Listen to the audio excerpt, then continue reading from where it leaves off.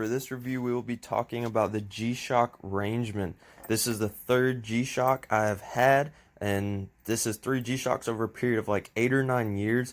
They're just super tough, super durable. I mean, this thing has a heft to it. As soon as you pick it up, it demands a little bit of respect. It's rugged looking. It's totally cool. We got metal, kind of the forest green look with the bold black and yellow. It's just a really cool looking watch. Really tough, really durable. They're very hard to break.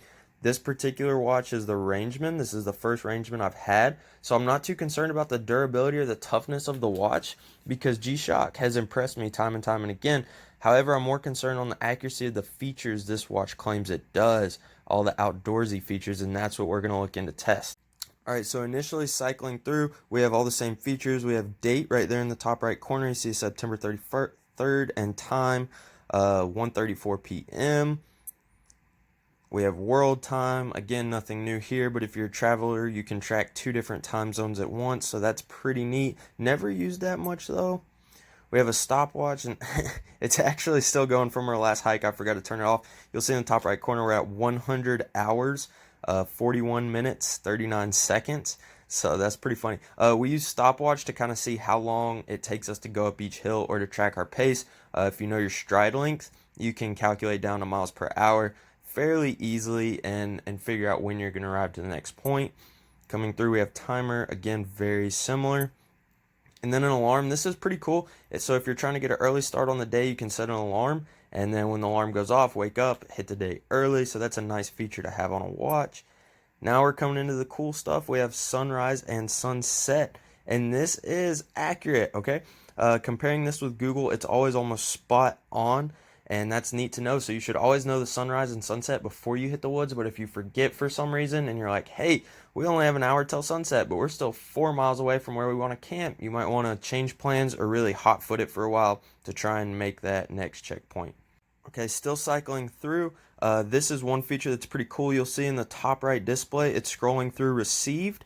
The watch is radio controlled, updates on its own. You can manually update it. However, it does update fairly frequently on its own. My last received signal was September 12th at 5:49 p.m. and that's the last time this watch updated. So it stays in sync with time, sunrise and sunset, and elevation, all that good stuff, all on its own. Again, it's totally solar powered, never have to charge the watch, so it's self-sustained. That is pretty awesome. Alright, so back to our main display. If we hit this big button on the right side, that's how we get into some more cool outdoorsy feature. However, this button is one complaint I have. When you're wearing the watch on your wrist and you kind of push down, or you're climbing, or you set your hand down, you tend to accidentally press that button a lot, so that is kind of inconvenient. Not a huge deal, but this button is accidentally pressed a lot. When we press it, the first thing it's going to bring us to is our compass. You can see in the top right corner we have south, southwest, south, and it'll give us our degrees. This is a super sensitive compass, and it is very accurate. So check this out. Right here's my map reading compass. I know this compass is accurate. I have it aligned at due north, and when we compare that to the G-Shock, check this out. I'm at north 6 degrees, 5 degrees, 4 degrees, 3 degrees, and pretty much right there at due north. So it is a very accurate compass, so that's a really cool feature. Every time I've compared this compass, it has been accurate and it has worked well, so I can attest the compass is accurate. Scrolling over from compass, we go to our barometric pressure. Okay, so here we also have a recording. In the top right corner you'll see a graph, and that'll just graph high to low pressure systems, so you can kind of get into some weather prediction there if you know how to read those pressure systems. Right? In this display we'll have temperature. We have 88 degrees Fahrenheit right now. Now that is not accurate right now, just because I know it's 74 degrees in my house right now. That being because it's just been on my wrist and I've been wearing it, so it's my body heat that throws off that temperature reading. If you want an accurate temperature reading, I suggest clipping this onto the back of your pack, or once you get to camp, set it out away from your campfire. Give it about 10 to 15 minutes to settle in. That's about how long it takes to get an accurate reading, and then it should give you fairly accurate temperature reading. After you give it enough time to settle, the temperature always coincides with the thermometer I keep clipped on to my pack. And this last quick feature is super cool. I use this one the most. This is altitude, so you can see we're at 1,350 feet above sea level right now. In that top right corner, again, you'll have a graph that tracks whether you've been ascending or descending. This elevation is also fairly accurate. If you watch that last video, I compared it to the sign coming into Unicoi Gap, and it was within 1 foot. That's not always the case. That was just a super awesome accurate reading from there.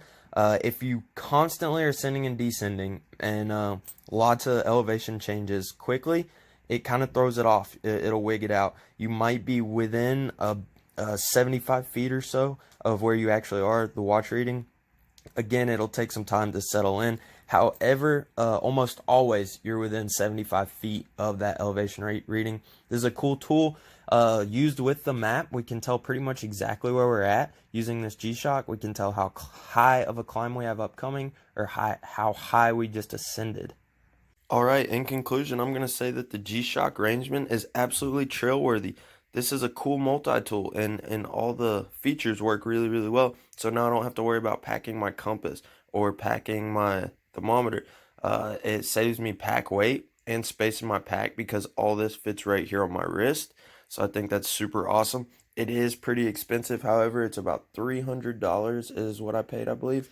But overall, I think it's worth it. It's a cool piece of gear, and I'm going to say it is totally trail worthy.